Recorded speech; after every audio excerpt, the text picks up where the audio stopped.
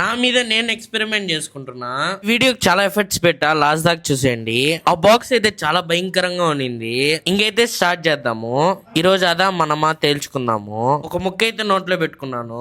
Starting ఏమో నాకు అంత స్పైసీ అనిపించలేదు, కొంచెం కొంచెంగా కారం స్టార్ట్ అయింది. యూట్యూబ్ లో చూసినంత అయితే నాకు స్టార్టింగ్ అనిపించలేదు, రాను రాను సినిమా కనిపించింది. A few moments later. మండిపోతుంది, కడుపు మండిపోతుంది, పులుసు గారిపోతుంది, ఎందుకిలా నా కర్మ గారిపోయింది,